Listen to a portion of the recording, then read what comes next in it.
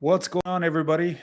Just looks like we are going to be having the government of Canada intervene in the rail lockdown, as you guys have probably seen online or heard of what may be or could be happening. So currently, this is the latest news that is out there. So the Canadian government moves to end nationwide rail strikes. Okay, so the staff to return to work and trains expected to start running in days after the ministers apparently, according to them, intervened. So this is a picture of, as it states here, locked out rail workers picketing on the first day of a planned nationwide rail strike in Montreal on Tuesday in Quebec.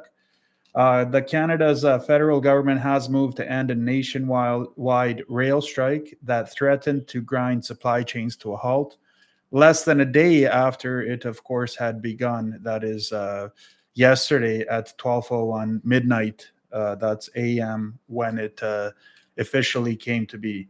Now, with the government saying it would force the union and rail companies into binding arbitration, picket lines came down, and workers at Canadian National Railway (CN) were ordered to return to work on Friday. That's what the Teamsters union had said.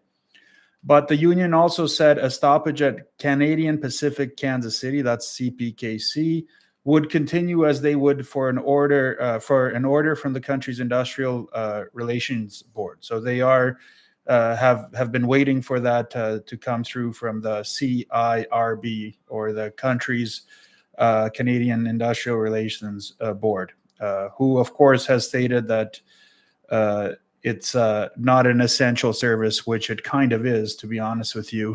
Food is moving, so it may be another inflation thing. We'll see what happens. And Canada's top two railways had locked out more than 9,000 unionized workers on Thursday, and it has triggered a simultaneous rail stoppage that business groups said could inflict hundreds of millions of dollars in economic damage. Now, the Canadian government announced on Thursday it would ask the country's Industrial Relations Board, the CIRB, to issue a back-to-work order that should come soon. The CIRB, which is independent, will consult the companies and unions before issuing an order. CN had said it would end its lockout on Thursday at 6 p.m. Eastern Time. CPKC said it was preparing to restart operations in Canada, and further details on timing would be provided once it received the CIRB's orders, respectively. In a broadcast to CN employees, the company said any failure to report to work Friday would be considered illegal job action and could result in discipline up to and including termination. What in the F? In response, the union told members in a memo that the company was again attempting to put profits and operational ease ahead of your personal safety and the safety of the public. We do not have faith that CN will miraculously begin to care for your well-being. The federal labor minister, Stephen McKinnon, told reporters he assumed the trains would be running within days following the end of the strike. As well as requesting a back-to-work order, McKinnon asked the board to start a process of binding arbitration between the Teamsters union and the companies and extend the terms of the current labor agreements until new agreements have been signed. The sides blamed each other for the stoppage after multiple rounds of talks failed to yield a deal between the sides. In a statement posted on X, aka Twitter, in the early hours on Friday, the Teamsters union said it has taken down picket lines at CN. A CN spokesperson, Jonathan Basius, told the Canadian Broadcasting Corporation, aka CBC, it could take the company a week or more to catch up on shipments. McKinnon's decision marked a change of mind by the Liberal government of the Prime Minister Justin Trudeau, which had said it wanted to see the matter settled at the bargaining table. We gave negotiations every possible opportunity to succeed, but we have an impasse here, McKinnon said, and that's why we have come to this decision today.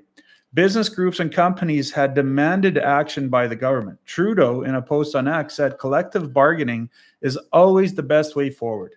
Of course, he would say that. But added governments must act when faced with serious consequences to supply chains and the workers who depend on them. Canada is the world's second largest country by area and relies heavily on railways to transport a wide range of commodities and industrial goods. Its economy is heavily integrated with that of the US, meaning a stoppage could disrupt the North American supply chains. Yeah, it would be a trickle down effect into other parts of the US as well, respectively. The Canadian manufacturers and exporters and industry group said, "We are pleased the government has responded to our calls to intervene. A prolonged stoppage would have imposed enormous costs on Canadian businesses." The rail companies previously said that they had been forced into the lockouts to avoid strikes at short notice. They said they had bargained in good faith and made multiple offers with better pay and working conditions. Paul Boucher, the head of the Teamsters Rail Union, had accused CN and CPKC of being willing to compromise rail safety and tear families apart to earn an extra buck. Unions typically do not want contracts decided through arbitration, as it removes their leverage from negotiating power, from withholding labor to secure better terms.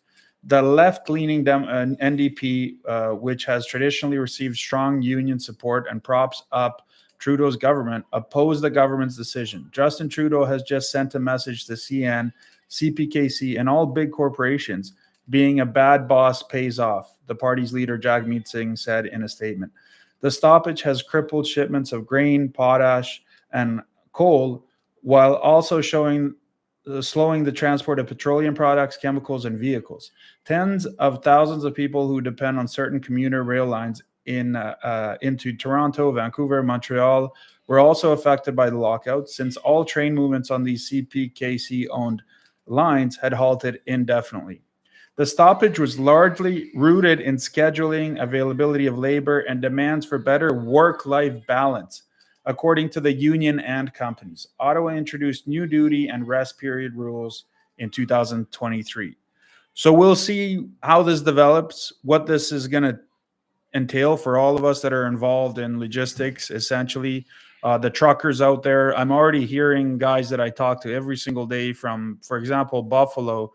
Before this whole thing went down, they'd be trying to get more business from CN, from different companies, and they'd be asking, "Hey, do you guys have more business, more business?" And they just kept saying, "No, no, no, no, we don't."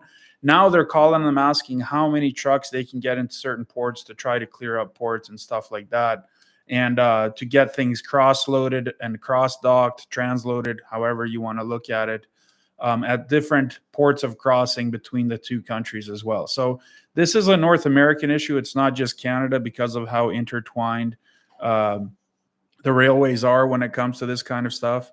So we'll see what happens moving forward with this as being the headline topic as of today in logistics, respectively, in North America.